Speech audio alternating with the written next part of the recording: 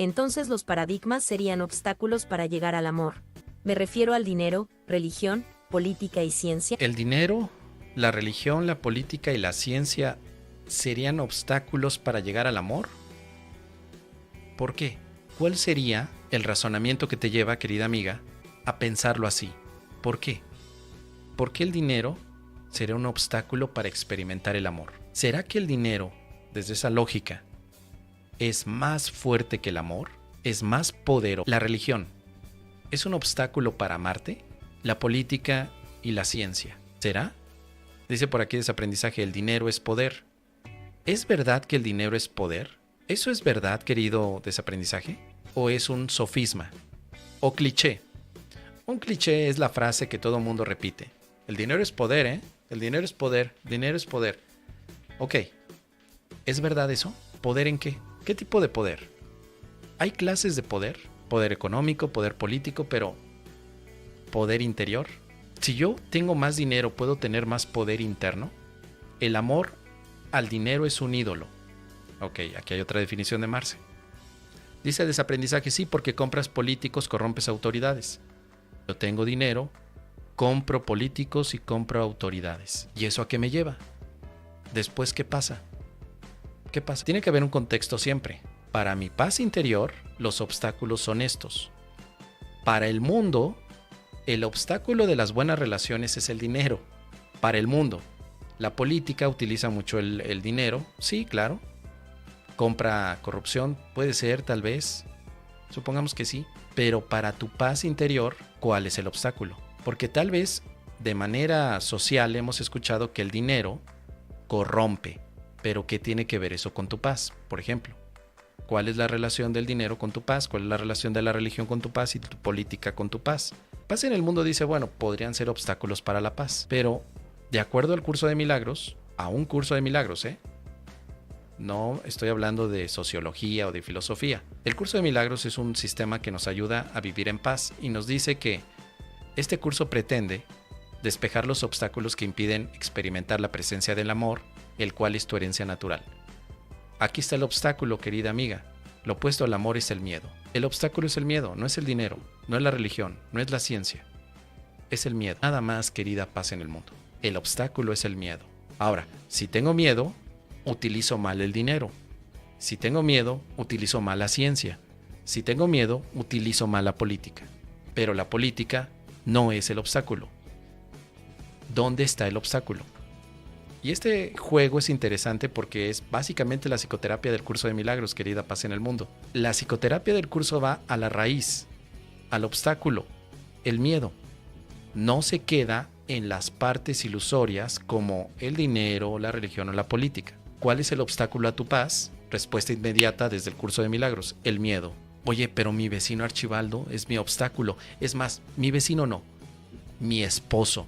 Ah, hijo de su mal dormir, él es mi obstáculo a la paz. Si yo no estuviera casada con él, yo viviría en paz. No, es el miedo. Y no hay miedo a los paradigmas, solo hay miedo, querida paz, que colocas en cualquier cosa. Puedes poner miedo en el curso de milagros, puedes poner miedo en la cerveza polar, puedes poner miedo en un atardecer. El miedo lo pones, te bloqueas. Los paradigmas no te producen miedo. Los paradigmas son simplemente ideas que aceptas y que significas con miedo. Un paradigma, es más, vamos a ver la definición específica de paradigma para describirlo y no ser ambiguos como el señor de los pajaritos con el sentir. ¿Qué es un paradigma? Vamos a ponerlo aquí. Bien, un paradigma es un conjunto de conceptos, valores, creencias y técnicas que constituyen una visión particular de la realidad y que se comparten dentro de una comunidad científica, filosófica o cultural. Este conjunto sirve como marco de referencia y guía para la investigación e interpretación de fenómenos dentro de esa comunidad. Se influyen en la forma en que las personas perciben, comprenden y actúan en el mundo. En la ciencia, el término paradigma fue popularizado por Thomas Kuhn en su libro La estructura de las revoluciones científicas. Según Kuhn, los paradigmas científicos determinan lo que se estudia, las preguntas que se consideran relevantes, los métodos que se usan y la forma en que se interpretan los resultados. Los paradigmas científicos pueden cambiar a través de revoluciones científicas. ¿Sí? Donde un paradigma es reemplazado por otro, debido a la acumulación de anomalías que el paradigma anterior no puede explicar. En resumen, un paradigma es un modelo o patrón que guía el pensamiento y la acción en una disciplina o área de conocimiento específica. Así que me viene bien el ejemplo del psicoanálisis. El psicoanálisis es un paradigma. La mente inconsciente, consciente y supraconsciente es un paradigma. Nada más. Es un conjunto de ideas que pretenden describir algo. Es un paradigma. Pero si ese paradigma se cuestiona, podríamos entender tal vez que le hace falta algo o que no explica lo suficiente. Ahí es cuando llega la revolución del paradigma y tenemos otra propuesta. Pero el paradigma no produce miedo.